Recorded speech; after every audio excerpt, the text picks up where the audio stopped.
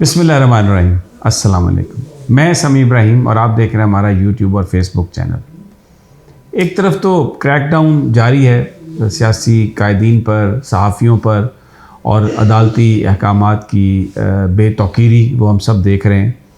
और कोशिश तमाम माफिया की यही लग रही है कि वो इमरान खान को टेक्निकल नॉकआउट करना चाहते हैं। लेकिन आज इस्लामाबाद हाई कोर्ट में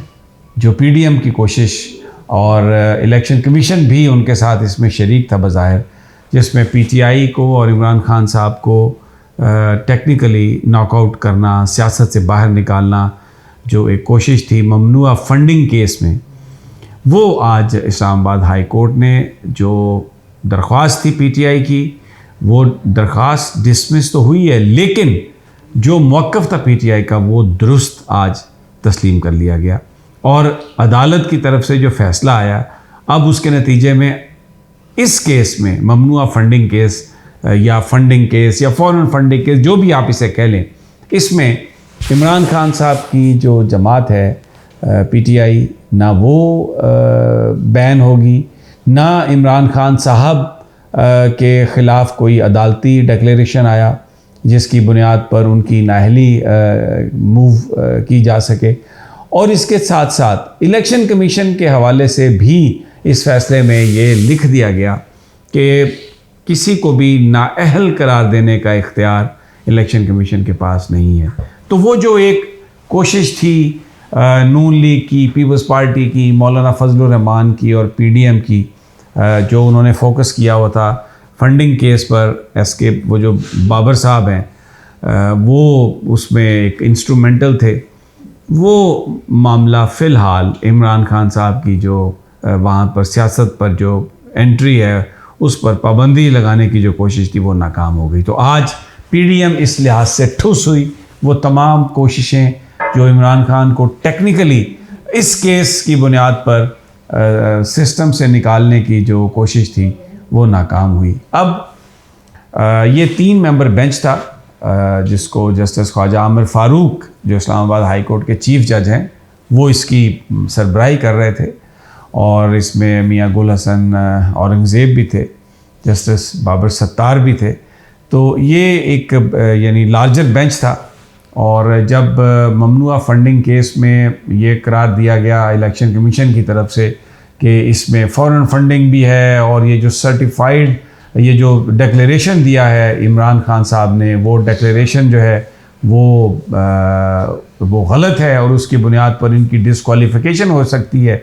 वो जो सारा मामला था उसको चैलेंज किया गया था इस्लामाबाद हाई कोर्ट में। और पीटीआई का मौक़िफ़ ये था कि ये एक प्रिलिमिनरी रिपोर्ट है, ये एक इब्तदाई रिपोर्ट है, ये कोई फ़ाइनल वर्डिक्ट नहीं है। तो अदालत ने पीटीआई के इस मौक़िफ़ को आज तस्लीम कर लिया अपने फ़ैसले में और कहा कि बिल्कुल ये एक इब्तदाई रिपोर्ट है। इसके साथ उन्होंने ये कहा कि जो शोकाज नोटिस है उसका पीटीआई जो है उसका जवाब दे सकती है, और उस जवाब में वो तमाम एविडेंस जो पहले नहीं रखा गया इलेक्शन कमीशन के सामने उसको रख सकती है। तो बुनियादी तौर पर पीटीआई इस्लामाबाद हाई कोर्ट जिस चीज़ के लिए गई थी वो सब कुछ उन्हें आज मिल गया, और अब वो दोबारा इलेक्शन कमीशन के सामने पेश होंगे, क्योंकि डिसमिस जो हुआ है अदालत ने ये कहा है कि ये कबल अज़ वक्त है हमारे पास आपका आना, क्योंकि अगर ये इब्तदाई रिपोर्ट है तो उसके शोकाज नोटिस के जवाब में आप तमाम एविडेंस अपना दे सकते हैं, और इलेक्शन कमीशन से ये कहा है कि वो उन तमाम चीज़ों को मद्देनज़र रखे, और वो जो एविडेंस पीटीआई जो पेश कर रही है उसको देखे, सुने, और फिर उसके बाद जो है वो जो भी उनका फ़ैसला होगा वो फिर पीटीआई के अगर वो ख़िलाफ़ आता है तो पीटीआई के पास फिर ये राइट है कि वो इस्लामाबाद हाई कोर्ट में आकर इसके ख़िलाफ़ अपील कर सकते हैं।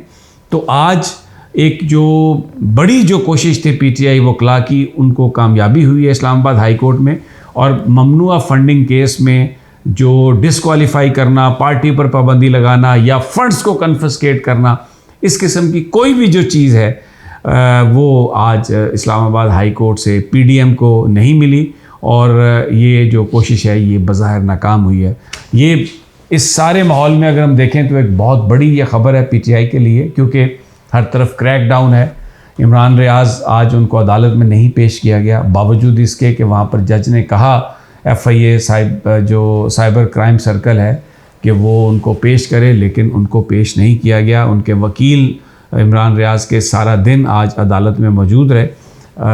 और बताया जाता है कि उनको कोई नवंबर 2022 की एक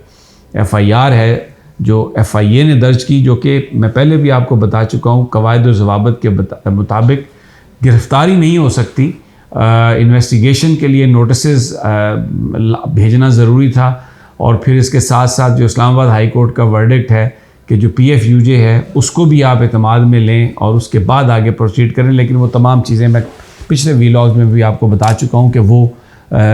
उसकी बिल्कुल वायलेशन की गई, भरपूर वायलेशन। दूसरी जानिब आज जो शेख रशीद साहब का जो मामला था, तो अभी तक इमरान रियाज लाहौरी में है और उनको अदालत में पेश नहीं किया गया। अब लेट्स सी कि क्या कैसे अनफोल्ड होती हैं चीज़ें। शेख रशीद साहब के ख़िलाफ़ नाजायज़ असला और कार सरकार में मुदाखलत और पता नहीं कितनी दफ़ात लगा के उनके ख़िलाफ़ पर्चा दर्ज किया गया और वही कि किसी तरीके से बंद की जाए आवाज़, मुखालिफिन की जो आवाज़ है उसको बंद की जाए। दहशतगर्दी के हवाले से जो पेशावर में वाक़या हुआ उसके हवाले से बहुत सी कंस्पिरेसी थ्योरीज़ और KPK पुलिस के जो नारे हैं और उनकी जो गुफ्तगू है वो उस पर बात हो रही है। ऐसा लग रहा है कि एक ख़ास डिज़ाइन के साथ पाकिस्तान की जो एस्टेब्लिशमेंट है उसके ख़िलाफ़ एक कैंपेन की जा रही है और ये सारी की सारी कंस्पिरेसी थ्योरी है। इसके पीछे कौन हो सकता है, ये एक बड़ा सवालिया निशान है। इसके पीछे भारत भी हो सकता है, इसके पीछे इंटरनेशनल एस्टेब्लिशमेंट भी हो सकती है, लेकिन ज़रूरत इस बात की है कि ये जो गैप है इसको ब्रिज किया जाए। कैसे ब्रिज किया जाए अभी हमें कोई इसमें एफ़र्ट नज़र नहीं आती, लेकिन जो गलत फहमियाँ हैं वो इतनी ज़्यादा बढ़ गई कि आज IG जो KPK हैं उनको ये प्रेस कॉन्फ्रेंस करना पड़ी कि जनाब ये किसी तरह का भी कोई ड्रोन अटैक या वो ऐसा हमला नहीं है, ये बुनियादी तौर पर एक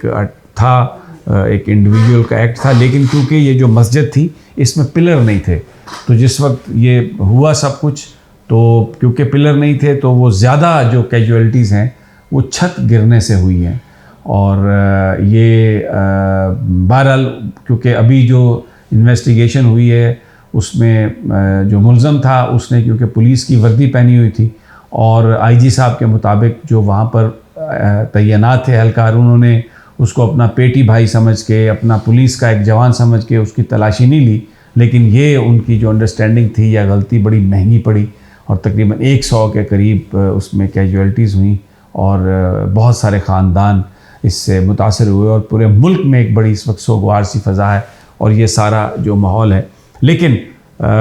आखिर में मैं ये कहूँगा कि ये बहुत ज़रूरी है कि जो इस वक्त एस्टेब्लिशमेंट और लोगों के बीच में जो गैप है उसको ब्रिज करने के लिए कुछ ना कुछ कंक्रीट एफर्ट कोई होनी चाहिए और जिसके नतीजे